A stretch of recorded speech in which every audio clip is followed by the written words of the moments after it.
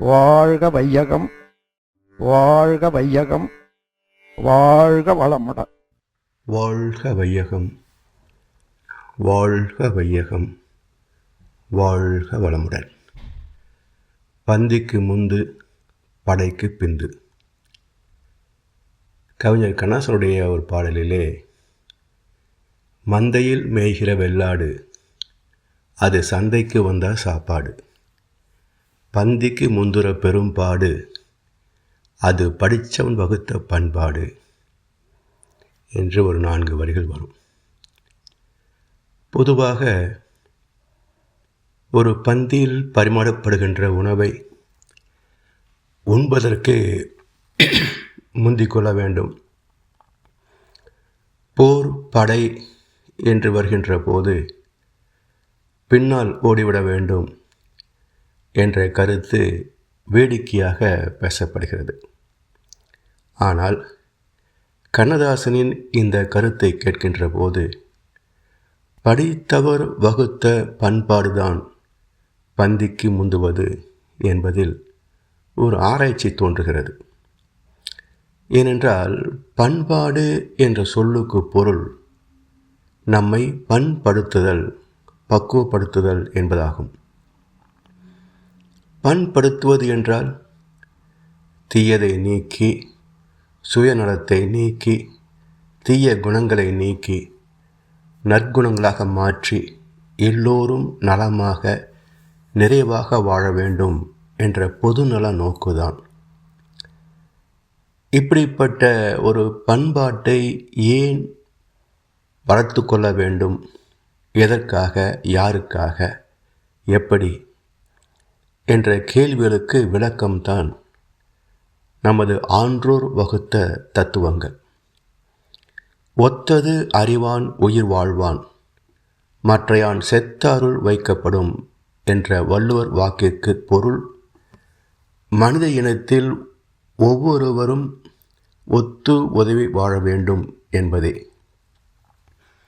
ஏனென்றால் இயற்கையில் பல வளங்கள் நிறைந்திருந்தாலும் அதை வாழ்க்கை வசதிகளாக உருமாற்றி, தரம் மாற்றி, அழகுபடுத்தி துய்ப்பதற்கு பலருடைய அறிவும் ஆற்றலும் உழைப்பும் தேவையாக இருக்கிறது. இப்படி மற்ற உழைப்பால் நமக்கு பல வசதிகள் கிடைத்திருக்கின்றன. அதனால் நாமும் மற்றவருக்கு எந்த வகையிலாவது பயனாக வேண்டும் என்பதே நன்றி உணர்வாக பாராட்டப்படுகிறது. கூடி வாழ்ந்தால் கோடி நன்மை என்கிறோமே, அதுதானே நாம் பெற்ற மேன்மைகள். இப்படி கூடி வாழ்கின்ற உறவுக்கும் நட்புக்கும் அடிப்படை அன்பும் கருணையும். அன்பு என்பது தெய்வமானது. லவ் இஸ் காட், அன்பே சிவம் என்பார்கள்.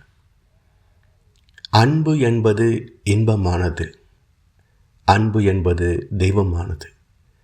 மதத்தின் மீது வைத்த அன்பு பக்தியானது, மனிதன் மீது வைத்த அன்பு பாசமானது, ஏழை மீது வைத்த அன்பு கருணையானது, இதயம் மீது வைத்த அன்பு உண்மையானது என்றார் கவிஞர் ஆத்மநாதன். இப்படிப்பட்ட கூட்டு வாழ்க்கையில் ஏற்பட்டது உறவும் நட்பும். பந்துக்கள் என்ற சொல் உறவுகளைத்தானே குறிக்கிறது. பந்தம், பாசம், சம்பந்தம், சம்பந்தி என்ற சொற்கள் நேசத்தை தானே குறிக்கின்றன. எனவே பந்திக்கு முந்து என்றால் முதலில் நாம் நேசக்கரம் நீட்டுவோம், உறவுக்கு கை கொடுப்போம். எதிரியாக இருந்தாலும் அவன் செய்த தீமையை மன்னித்து கரம் நீட்டுவோம் என்பதுதான் பந்திக்கு முந்து என்பதனுடைய சரியான புரிதல். இப்படி தோன்றுகின்ற உறவுகள் கூடி கழிக்கின்ற விருந்துபச்சாரத்திற்கு பந்தி பரிமாறுதல் என்று சொல்வார்கள். பந்திக்கு முந்துற பெரும்பாடு என்றாரே கண்ணதாசன். அதாவது இப்படி நேசக்கரம் நீட்டுவதற்கான ஒரு பக்குவம், அதை பெறுவது பெரும்பாடு, எளிதில் எட்ட முடியாதது என்றாலும் தகுந்த பயிற்சியின் மூலம் விடாமுயற்சி மூலம் காலத்தால் எட்ட முடியும். மகான்கள், குறிப்பாக வேதாத்ரி மகர்ஷி அவர்கள் கொடுத்துள்ள மனவளக்கலை பயிற்சிகள் மிக அற்புதமானவை.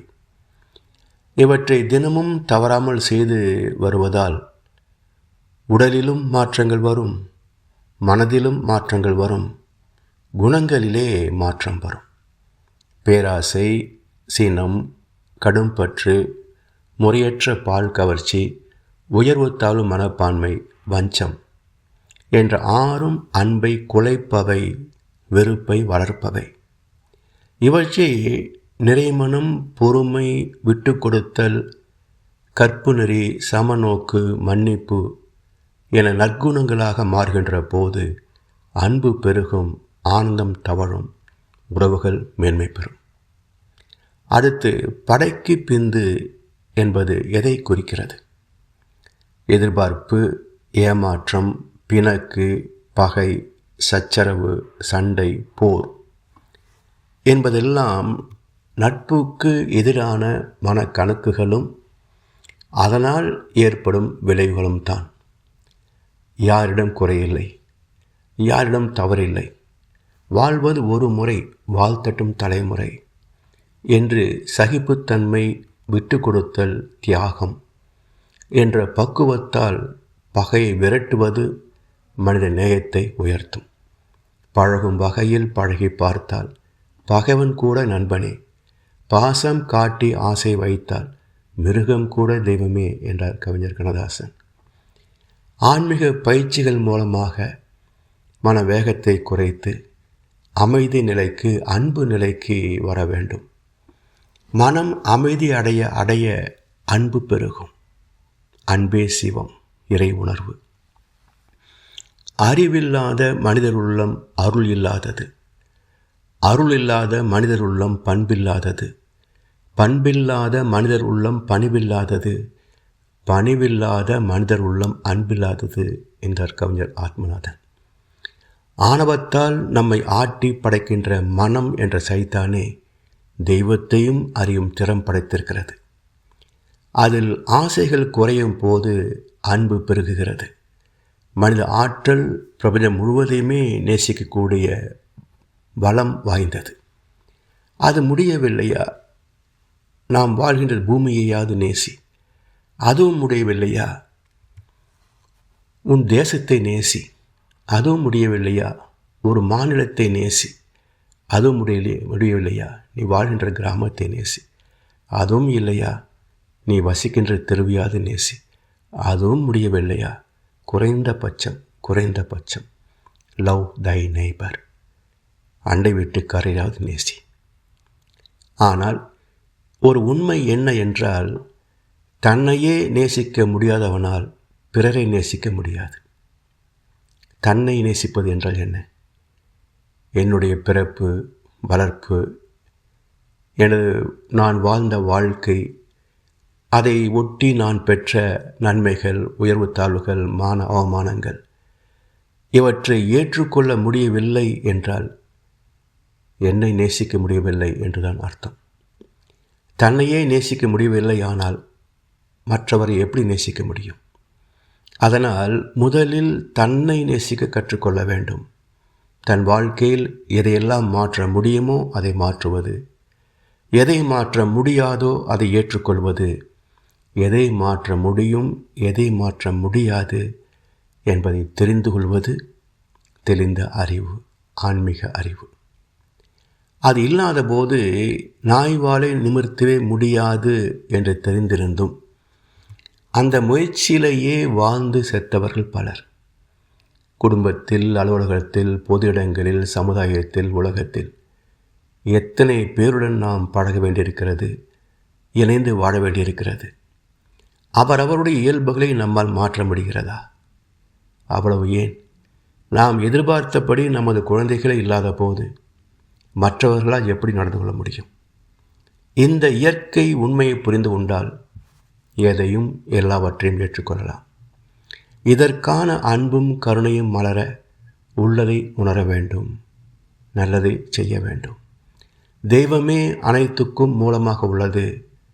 அதுவே அனைத்து குணங்களுக்கும் ஆதாரமாக உள்ளது. பகவத்கீதையிலே ஒரு ஸ்லோகம் உண்டு. அர்ஜுனா, எல்லா குணங்களும் என்னில் இருந்து பிறந்தவையே, ஆயினும் அவைகள் என்னை தலைக்க மாட்டா, கட்டுப்படுத்த முடியாது, பந்தப்படுத்த முடியாது என்பார். அத்தனை குணங்களுக்கும் இறைவன்தான் காரணம். ஆனால் இறைவனுக்கு என்ன குணம்? குணமற்ற நிர்குணம். குணங்களுக்கு அடிப்படையே அன்பும் கருணையும் என்ற இறைவனின் தன்மைகள் தான். அதாவது இறைவன் இயக்கமாக வெளிப்பட்ட தன்மை. அன்பு என்பதை ஈர்ப்பாற்றல், கருணை என்பதை அளிக்கும் ஆற்றல் என்று சொல்வோம். இப்போது தென்னை இளநியை பிடித்து தொங்கினாலும் கீழே விழாது. ஆனால் அந்த இளநீ தேங்காயாகி கொப்பையாகி விட்டதெனில் தானாகவே உதிர்ந்துவிடும். இளநியை விடாது இழுத்து பிடித்த தென்னை மரம் கொப்பரையை தாங்க முடியாமல் விட்டுவிட்டதா? இல்லை, பக்குவம் ஆனதால் விட்டுவிட்டது. இளநியை கீழே விழாமல் ஈர்த்து பிடித்தது அன்பு. கொப்பரையாக பக்குவமாவதற்கு தேவையான சத்தை வழங்கி கொண்டிருந்தது கருணை. இப்படி அன்பும் கருணையும் ஒவ்வொரு இயக்கத்தில் சீராக உள்ளது. இதை உணர்ந்த குடும்பத்தில் எந்த பிரச்சனையும் இருக்காது. இதுபோல் அனைத்து மேன்மைகளையும் பெற நமது குறைப்பட்ட அன்பை நிறைவாக மாற்றுவதுதான் பண்பாட்டு கல்வி என்கிறார் மகரிஷி. வாழ்வை பற்றிய தெளிந்த அறிவை பெற்றுவிட்டால் வசதிகளோடு உறவுகளையும் காப்பாற்றிக் கொள்ளலாம். இயற்கையாக அமைந்த சுகங்களை நிறைவாக தூக்கலாம்.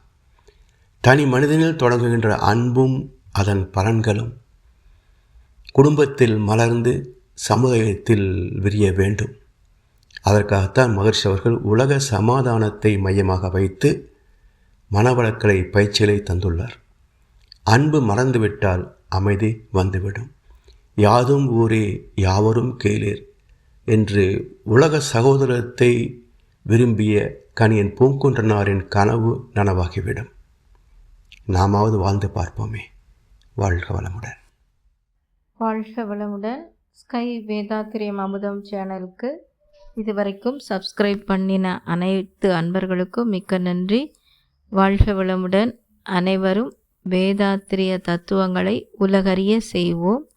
இந்த சேனலை உங்கள் நண்பர்கள் அனைவருக்கும் ஷேர் செய்து பயன்பெறுங்கள். நன்றி. வாழ்க வளமுடன்.